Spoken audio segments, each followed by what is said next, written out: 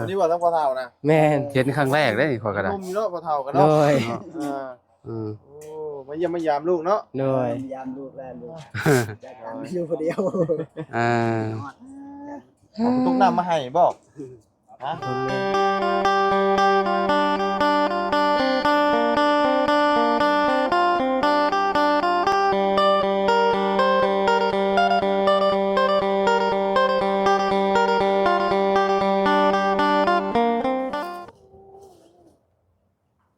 อ้าวพี่น้องเอ้ยเนาะเปิดภาพมาอยู่ที่เฮือนน้องอาเจืองพี่น้องเอ้ยเนาะอ่ามาเพิ่นก็กำลังซีดพื้นอยู่พี่น้องเอ้ยเนาะซีดพื้นเก็บพื้นเมียนพี่น้องเอ้ยเนาะหรือว่าสิจูดต่อบ่หรือว่าจังใดเนาะอ๋อ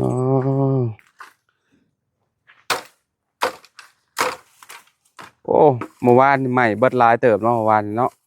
พี่น้องเอ้ยเพิ่นจูดกล้อง5พี่น้องเอ้ยเนาะตัวที่ว่ามันบ่ใหม่ได้ใช้สิเอาเมียนบ่ โดยเอาเมียน อืม สบายดีเด้อ โดยสบายดีน้องเนาะขออนุญาตเนี่ยเนาะ โดย ตื่นเช้ามาเพิ่นก็ลงมือเลยเนาะน้องเนาะ โดย เอามื้อนี้บ่ได้ไปเวียกบ่ บ่หากับเมื่อแต่เอารถมันน้ำมันอยู่ชวนเอาเมื่อคืน เอารถเบิดน้ำมันอยู่สวน โดย อืมไปแก้หยังน้ำมันคือเบิด ไปเอาพักวานนี้ เอาพักหยังน้อง พักกูด อ๋อเอามาขายบ่ มากิน อืมหลายอยู่บ่ผักกูด บ่หลายน้อย พอได้กินเนาะ โดย คิดว่าหลายเอามาขายให้แน่ โด ได้ ย กินอยู่ผักกูดนี่พี่น้องเอ้ยมีประโยชน์เด้อผักกูด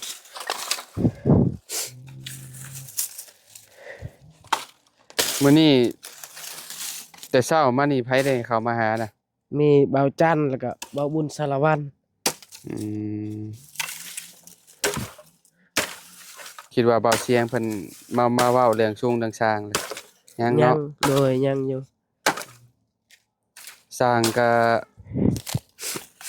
ได้คำตอบน่าสิได้คำตอบมื้อนี้แหละพี่น้องเอ้ยเนาะ โดย ทางและเบาเสียงพี่น้องเอ้ยเนาะว่าสิจังใดเนาะราคาพี่น้องเอ้ยเนาะเพราะว่าเพิ่นเว้าไว้ว่าเมื่อวานนี่20ล้านเมื่อวานนี่ โดย แต่ว่ามื้อนี้ต้องได้คำตอบเนาะคิดว่าพี่น้องเอ้ยจูดอีกบัดนี้ก็ใหม่บ่ลดแล้วบัดนี้นะ โดย เนาะอันนี้เจ้าบ่เอาเมียนบ่น่ะตัวอันเป็นโดนๆใหญ่ๆนะพื้นน่ะ ตัวนี้ว่ะ ตัวที่เจ้าบักลงมาเด้ โดยให้มันแห้งลายก่อน เอาเฮ็ดถ่านเลยก็ได้เนาะ โดย เพราะว่าให้มันใหม่แต่เป็นถ่านเลยเอาไว้ดังเดี๋ยว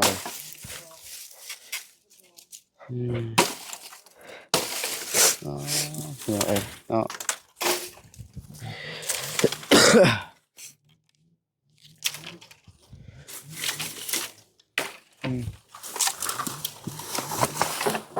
กินข้าวเช้ากันยังเนาะ กินกับมักทั่ว กินกับหมึกถั่ว โดย หมึกถั่วมาเลยใช่ มักทั่วมาเอาในสวนบ้านนี่ ช่วงนี้ก็เจ้าบ่ได้จ้างไปอันนั้นบ่เป็นกล้วยบ่ โดยบ่แบบเวียดมันก็บ่มีกล้วยลายนี่ มันได้ซะ มัน ฮะ ในบ้านนี่ยังเอาแห้งพอเท่า ฮะ พอเท่าเข้ามา ใช่บ่เฒ่า อันเด้ อ้าวแม่นบ่ แม่น โอ้มาเยี่ยม โดย มาเยี่ยมลูกเนาะ โดย พี่น้องเอ้ยเนาะมากับลูกชาย มาไกลเติบไกลอยู่เลยเนาะมา โด เนาะ ย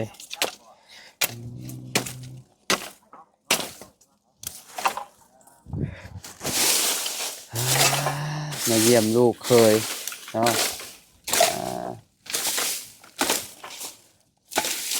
ไปขึ้นมาพี่ก่อนน้อง โด เนาะ ย พี่น้องเอ้ยเนาะต่อโอ้สบายดีเด้อพ่อเด้ออ้าวสบายดีเนาะโดยไปเยี่ยมลูกบ่ เอ่อมากับลูกชาย จ้ะ โอ้สวัสดีครับคนน้อย โดยเนาะออกมาแต่จังโมง แต่6 โมง 7 โมง 7 โมง ออกมาแต่7 โมง ตอนนี้จังโมงแล้วบ่ จัง 11 โมงหลายชั่วโมงเติมเนาะ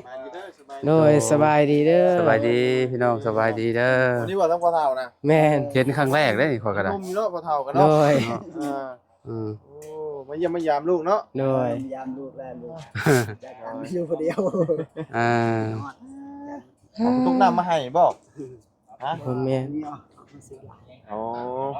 มาซื้อเหล้า ซื้อเหล้า มาซื้อเหล้าล่ะเขายามลูก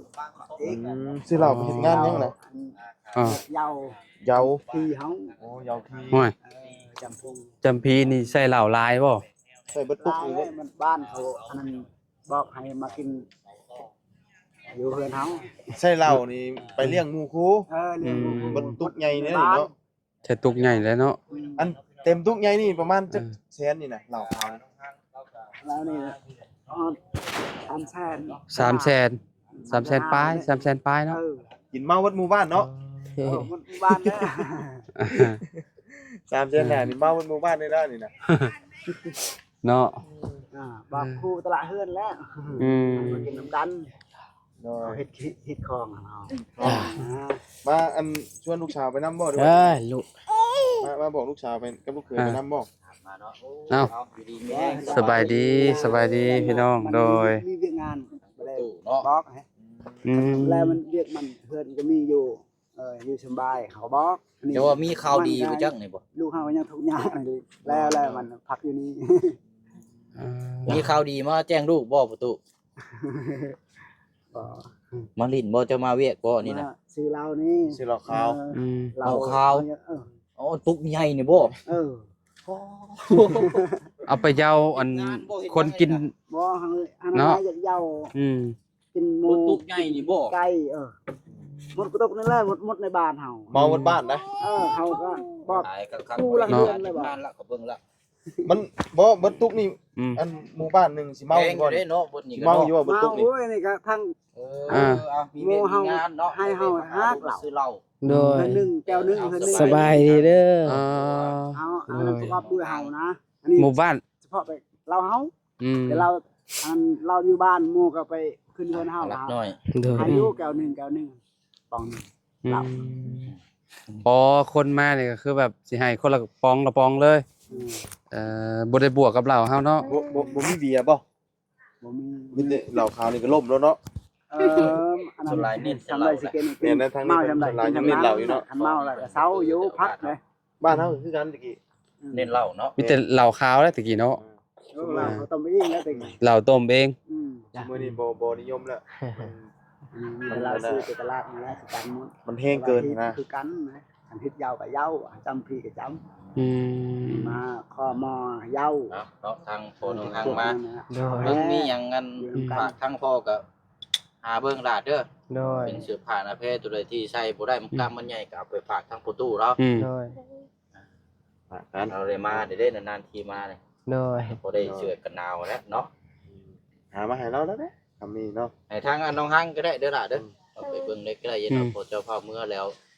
เจืองแล้วก็ทางทีมงานเฮาเนาะเดี๋ยวบ่เชียงมี โดย พูดคุยเรื่องราวนํกันเรื่องค่าสร้าง บ่ อืม แล้วก็ต่อเรื่องบ้านเด้อเด้อ โดย ไปพูดแล้วสิไป โดย เนาะ เอาให้ทางพ่ออันเนาะเพิ่นแหละ โดย ขึ้นนั่งขึ้นหยังกับลูกชาว ก็ เนาะ เลยจู อารมณ์กัน เสื้อให้เราก็ได้ล่ะเด้อเบิ่งตัวใดที่มันใหญ่กันนั่นก็แบ่ง อันนี้ลูกชายบ่ลูกเคย ไปเอาไป ลูกชายบ่ลูกชายน้องหรือว่าอ้าย น้องคนนี้แหละ อ๋อน้องเนาะโอ้ไปพี่น้องเอ้ยเนาะอ่า โอ้เดี๋ยวเนาะครับพี่น้องนี่ แป้นคักปัญญักเนาะเออ เอานั่งก่อนนั่นละ อยากจับที่เป็นแค่ขอนไม้นะ อ่า กินรักมากไรแม่นบ่ห้องไปแล้วแต่เนาะ เออ ตั้งก่อนตั้ง คือ ก่ ผลสิตกเลยเนาะ ลำก่อน คือดีขนาดเลย เมื่อวานนี้ตกเลยจ้ะเลย ตกแม่นตกอยู่เมื่อวาน ต นี่ กเมื่อวานเอาไม้คอยได้หนึ่งบ่วุ้น โอ้ยเนาะลมพัดเดี๋ยวเขาว่ายันลมตุ้มอยู่เขาว่า อยากได้ตัวไม้อยู่นี่มันหายากอยู่เลยขาตั้งกล้อง ขาตั้งกล้องนี่ต้องพุ่นแหละสั่งจากฝั่งไทยบ่ ตัวใหญ่ก็มีอยู่นะ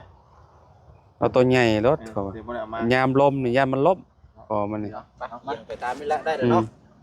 โอเคไปเขามานั่ง เอาเรื่อง ไป ชาติก่อน มานั่งดินเกลื่อนก็เงบได้ โดย อย่า แห้งขาพอแห้งแล้วเนาะ โดย ขาดมาเลยนะนี่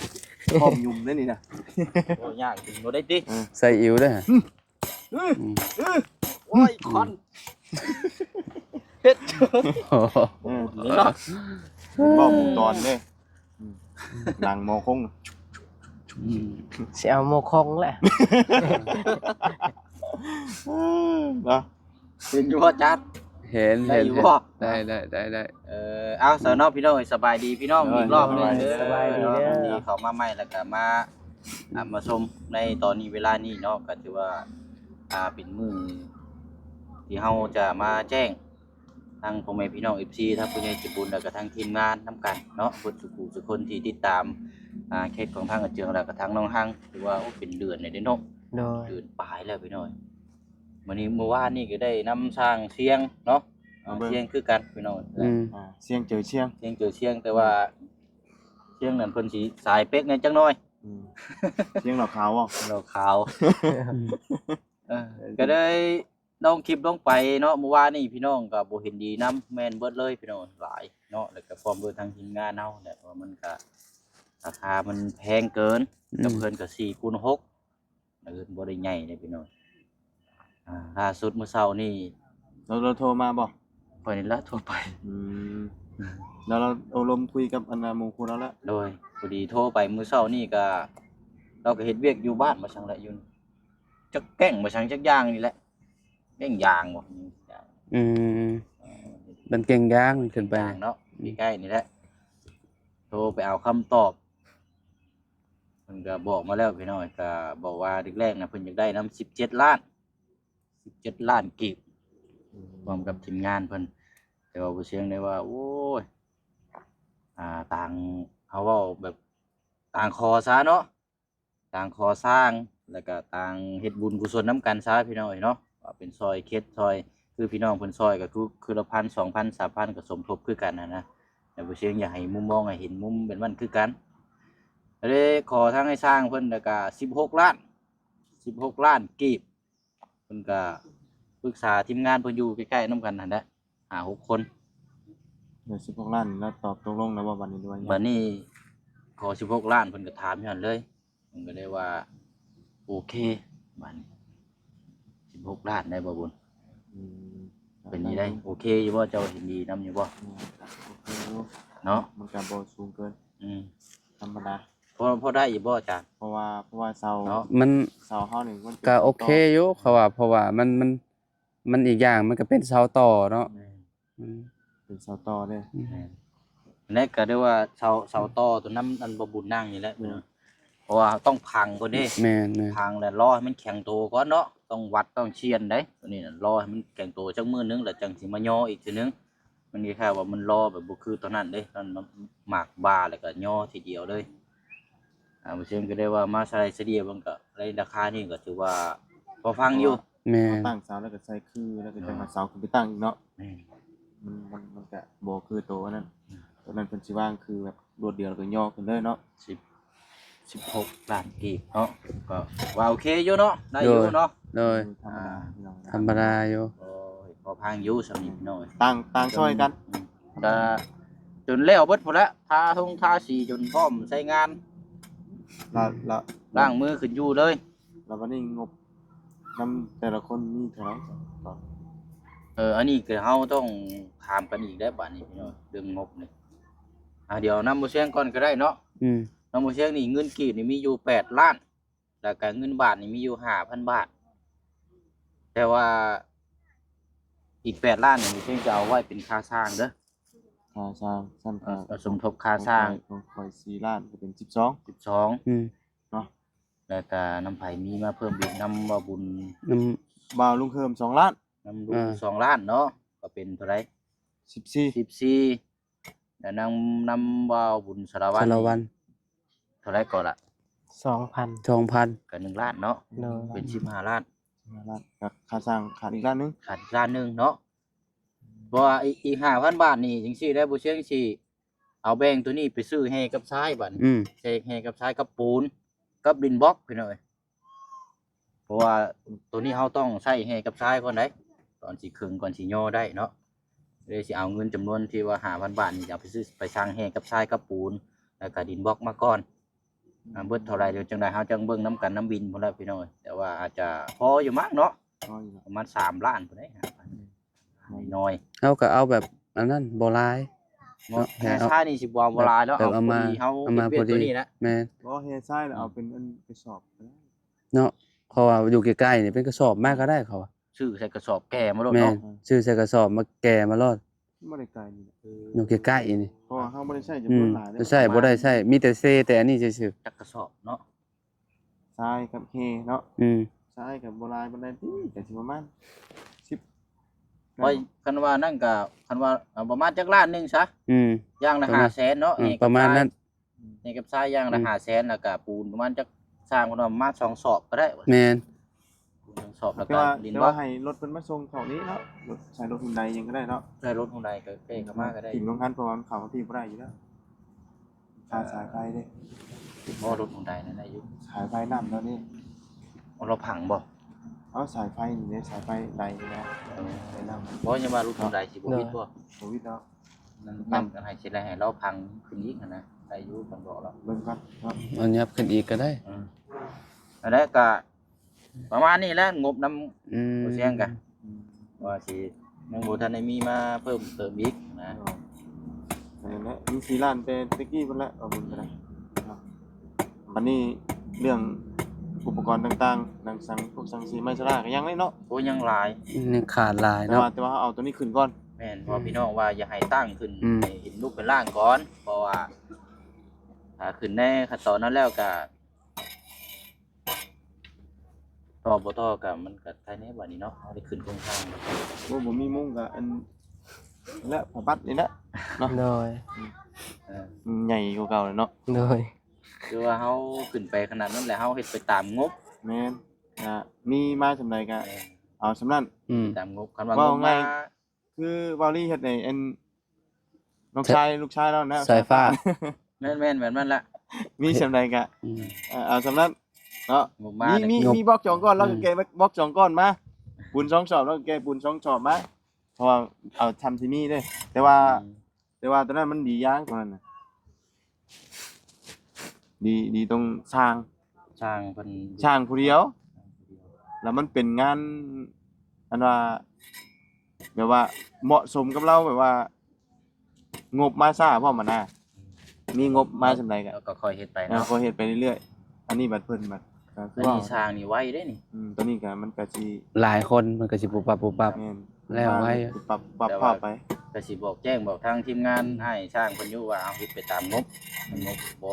มาเขาก็ให้เพิ่นไปเฮ็ดเวียกทางอื่นก่อน อืม แต่ว่า มาได้จังต่อ แต่ว่าตัวค่าสร้างเขาจ้างขาดแล้วอยู่แล้วเนาะ จ้างขาดเลยตัวนี้ เฮาบ่ได้จ้างตามขั้นตอนเนาะ บ่ว่าเขาจ้างแบบจบเลยแล้วจนแล้วเลยได้นี่นะ แต่ว่าเรื่องอุปกรณ์นี่เฮามีมาสำใดก็เอาตัวนั้นมาก่อน หรือว่าเอาให้มีค่าสร้างก่อนนะตอนนี้นี่ตามที่เฮาคุยกัน มีค่าสร้างก็ได้นี่มันก็สบายงบนี่มาทีหลังมาหรือว่าจังไดก็จังค่อยเฮ็ดไปนะไปตามงบ เนาะ นั่นแหละ ตามงบแหละบ่มีงบมันก็ไปต่อบ่ได้นะ มีแต่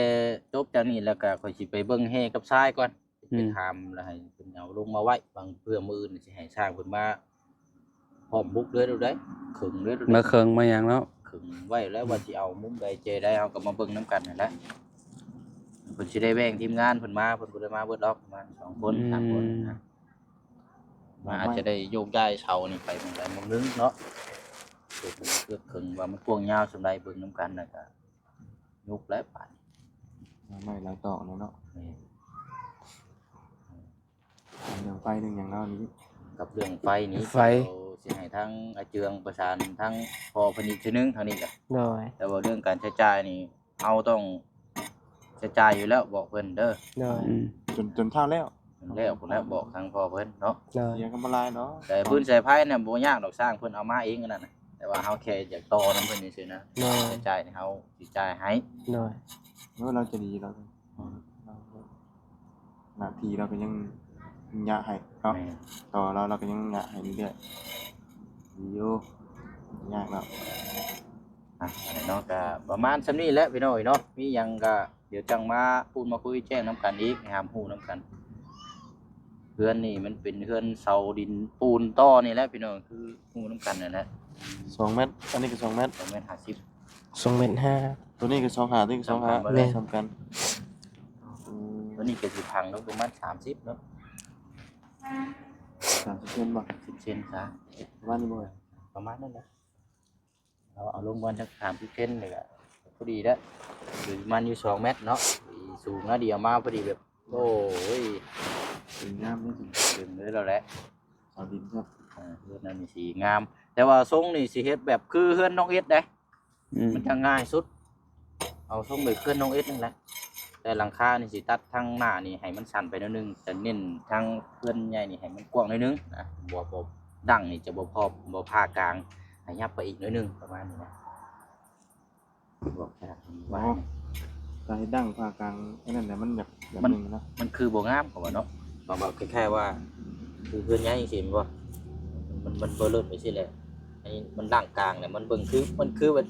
คือหลังจัวแบบนึงเด้ก็เลยว่าอยากให้อันล่างตัวนี้ยับมาพี่อีกหน่อยนึงให้มันเฮือนตัวใหญ่นี่ใหญ่นี่จังน้อยนะเอาเน้นเฮือนห้องมันใหญ่แน่ เอาตัวเบิดหน่อยนะ เอาตัวเบิดน้อย นั่นอันนั้นมันจะเกินกันเนาะ ภาคครึ่ง ผ่านมา คือแบบ มันอันอะไรมันก็บ่งาม มัน เนาะ ก็บ่งาม คือ มัน เฮือนน้องแช่เด้ภาคครึ่งเด้นึง ถ้าเกินกันบ่ ภาคครึ่งมันก็เลยเบิ่งแบบคือแบบมันสิได้มันสิประมาณ สร้างเดียว มันคล้ายๆคือทรงจั่วเนาะ สร้างเดียว ใครที่ซุ้ม มัน บ่ ผ่ากลางลายมันก็บ่นั่นมันก็บ่งาม ทีมงานชุดแรกเลยชุดแรกเลยนั่นคือทางไหนก็บ่ได้ติด นี่ ต่อ มันชุดเดียวกันบ่ ชุดเดียวกันกับเพื่อนน้องเอ็ดนั่นแหละ ก็ชุดเดียวกันนี่เป็นแซ่ๆเนาะ แม่นจุดเดียวกัน มันยังออกมาทรงเดียวกัน นั่นแหละประมาณนี้แหละก็ได้ ไล่มาพูดเลยไล่มาแต่พูดเลยอันช่างอันเฮ็ดอันนั้นเนาะ ไล่ตั้งแต่จากนี่เนาะไปเงินน้องไทยน้องเอ็ดพอเราเงินน้องแพนเนาะ แม่นไปเลย แม่นบ่เลยเป็นบ้านเก่งจองให้แม่นบ่ทิพย์ แม่นบ่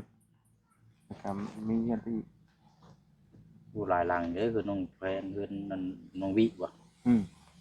น้องวิบ่แม่นติ ก็ทีมงานเดียว ก็ทีมงานเดียวกันเราหามา เราหามาเนาะ เราหามาก็แล้วก็บ้านอันนี้มองบ้านน้องงามบ่แม่นบ่อันบ้านน้องพยองสร้างได้ซะ ช่างเดียวกันเนาะ สร้างเดียวกันแม่นไปเลย แม่นไปเลยโอ้ได้เฮ็ดงานหลายอยู่ได้ใช่ป่ะ พวกช่วงนั้นได้เห็นงานหลายเราสร้างทีมสร้างพงบ่ ครับเพื่อนอีกหลังหนึงทางนั้นพอเฒ่าน้องเอ็ดก็แม่น อืม บ้านอะไรนี่มี2หลังเนาะหลังเฮ็ดยังไง คือน้องไทยนำเนาะ น้องไซ เอาอะไรเนาะ โดย มีแต่ว่าติดตามน้องกันเบิ่งยาวๆแล้วบัดนี้พี่น้อยเริ่มเลยได้บัดนี้ นี่แต่ให้เพิ่นมาลงมือเลยเนาะ มือเลยได้เพราะว่าบ่ได้อยากรอได้มือเช่นสิได้เบิ่งแห่ชายได้ก็สิได้ผมว่างเงินมื้อนี้แหละผมมามื้อนี้กับมื้อนี่มาครึ่งมันยังเบิ่งกันยาวๆเลยบาด โดย ตั้งมาโซนนี้อยู่แล้วเนาะ เอาเดี๋ยวเฮาย่างเลาะเบิ่งน้ำกันพอคร่าวๆก่อนเนาะ เอา ว่าสิ เนาะเบิ่ง ประมาณ พื้นที่ ใดนะ เอาประมาณใดเนาะ เบิ่งยาวเพราะเพื่อเฮ็ดห้องน้ำห้องใน เพื่ออนาคตเนาะเห็นห้องน้องน้ำ วางแผน เรือนครัว ของน้ำบ่ยากของน้ำ ห้องน้ำเขาว่าคุ้มระเบิดแล้วเขา ระเบิดนี่เอาอันน่ะผาบัดกวมแล้วลงไปนั่งรถ อยู่หั่นเลย เอาแบบนั้นเลยบ่ ดี๋วย่างเลาะเบิ่ง เอาแบบนั้นเลยบ่ เจ๋งเนาะ โดย คักอยู่ได้เนาะ แบบเพื่อนก็ออกพักอยู่ดิ โดย แบบพอ บ่ต้องคุด เท่าไรปีก็บ่เต็มจังเอ้ยเนาะ ดีก็บ่เต็ม เอาเลยแล้วมันเลิกเด้มันใหญ่พร้อมเนาะโหกองห้าเราก็ได้ ใหม่อยู่ โอ้ยไม่ยากแล้วไม่เป็นน่ะ ไม่ดิบ แม่นไม่ดิบน่ะ ท่อนใหญ่ๆนั่นน่ะ อืม เป็นไม่ใช่ไม่ประโยชน์นะ เขาว่าใช้ประโยชน์ก็ได้เขาว่านะ นั่นบอก ท่อนใหญ่ๆนะ อืม จำคอยเฮ็ดก็ อื ได้ ม โดย ไปหาทั้งพ่อตากันก็ได้ไป อ่า นานทีเรามาหา เพื่อสิมาหากันกับบ่แม่นง่ายเด้อเนาะใช้เวลา ต้อนอย่าง อืม มาเคลียร์ก็ได้ตอนนี้ โดย และทีทางเนาะ พักก่อน ได้ครับเนาะ ประมาณนี้เนาะ อยู่ที่ผมบอก โดย ไปสาพี่น้องเอ้ยเนาะเดี๋ยวให้ทางน้องพารักอยู่กับปู่เพิ่นก่อนแต่บ่แม่นอยู่กับตาเพิ่นก่อนพี่น้องเอ้ยเนาะปู่ก็คือพี่แหละทางพ่อน้องอาเจืองพี่เนาะอ่า เอาโอเคไปเด้อบัดนี้เด้อน้องเด้อเนาะเด้อสบายดีเด้อสบายดีเด้อพ่อเด้อ